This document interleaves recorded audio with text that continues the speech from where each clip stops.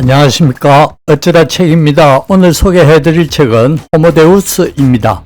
지은이 유발 하라리, 옹기니 김명주, 출판사는 김영사입니다. 그럼 책을 보겠습니다. 지금까지 우리가 이룬 것을 제대로 평가할 때 얻게 되는 또 하나의 교훈이 있다. 바로 역사에는 공백이 없다는 것이다. 기아, 역병, 전쟁이 줄고 있다면 다른 과제가 인간의 의제에 올라와야 한다. 그것이 무엇일지 좀 더 신중하게 생각해봐야 한다. 그렇지 않으면 지금까지의 전투에서 완성을 거두고도 영문을 모른 채 새로운 전선에 끌려 나갈 수 있다. 과연 무엇이 기아, 역병, 전쟁을 대신해 21세기 인류의 최상위 의제에 오를까? 중요한 과제 하나는 우리 자신의 힘에 내재된 위험들로부터 인류와 지구를 보호하는 것이다. 우리가 기아, 역병, 전쟁을 통제할 수 있는 것은 주로 경이로운 경제 성장 덕분이었다. 성장은 우리에게 풍부한 식량, 의료 혜택, 에너지, 원재료를 제공했다. 하지만 동시에 성장은 우리가 이제 겨우 탐사하기 시작한 지구의 생태적 균형을 매우 불안정하게 만든다. 인류는 이 위험을 뒤늦게 인정했을 뿐 아니라 지금까지 거의 아무것도 하지 않았다. 오염, 지구온난화, 기후변화에 대한 논의는 무성하지만 대부분의 나라들은 아직도 개선에 필요한 진지한 경제적, 정치적 희생을 하지 않는다. 경제성장과 생태계 안정 중 하나를 선택해야 하는 순간이 오면 정치인, CEO, 유권자들의 10중8구가 성장을 선호한다. 21세기에도 이런 식이면 우리는 파국을 면치 못할 것이다. 그 밖에도 인류는 무엇을 위해 노력하게 될까? 기아와 역병, 전쟁을 통제하고 생태적 균형을 지키는 데 만족하며 살아갈까? 이것이 가장 현명한 길일지도 모르지만 인류와 이 길을 따르지는 않을 것 같다. 인간은 가진 것에 만족하는 법이 없다. 뭔가를 이루었을 때 인간이 보이는 가장 흔한 반응은 만족이 아니라 더 갈구하는 것이다. 인간은 항상 더 낫고 더 크고 더 맛있는 것을 찾는다. 어마어마하게 새로운 힘을 갖게 되면, 그리고 기아, 역병, 전쟁의 위협이 마침내 사라지면 인류는 무엇을 할까? 과학자, 투자자, 은행가, 대통령은 하루 종일 무엇을 할까? 시를 쓸까? 성공은 야망을 낳는다. 인류는 지금까지 이룩한 성취를 딛고 더 과감한 목표를 향해 나아갈 것이다. 전례 없는 수준의 번영, 건강, 평화를 얻은 인류의 다음 목표는 과거의 기록과 현재의 가치들을 고려할 때 불멸, 행복, 신성이 될 것이다. 굶주림, 질병, 폭력으로 인한 사망률을 줄인 다음에 할 일은 노화와 죽음 그 자체를 극복하는 것이다. 사람들은 극도의 비참함에서 구한 다음에 할 일은 사람들을 더 행복하게 만드는 것이다.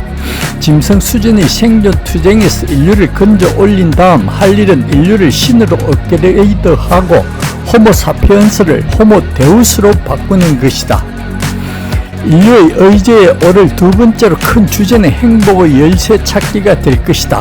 그동안 역사에서 수많은 사상가, 예언자, 일반인들은 생명 자체가 아니라 행복을 최고선으로 규정했다.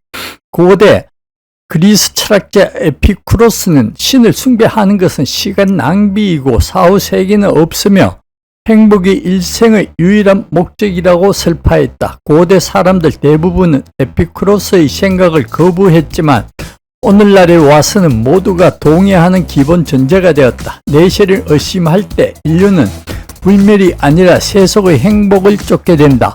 비극만 계속되는 세상에서 영원히 살고 싶은 사람이 누가 있겠는가?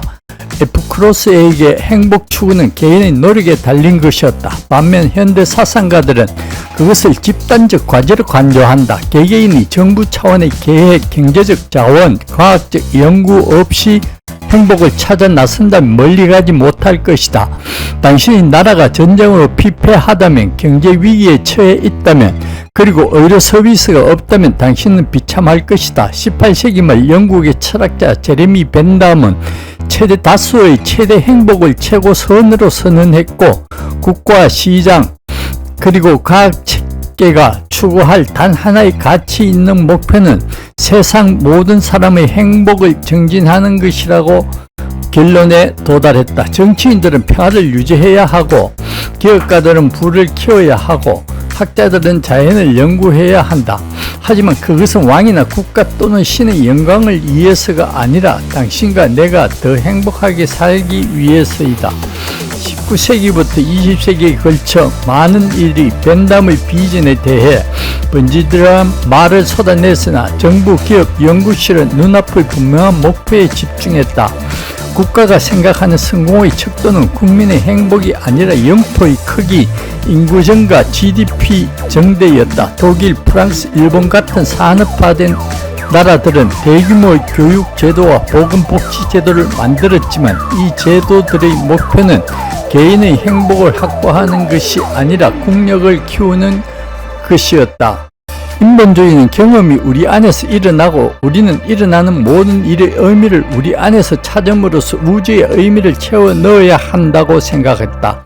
그런데 데이터 교도들은 경험은 공유되지 않으면 가치가 없고 우리는 자기 안에서 의미를 발견할 필요가 없다고 믿는다. 자신의 경험을 기록해 거대한 데이터의 흐름에 연결하기만 하면 된다.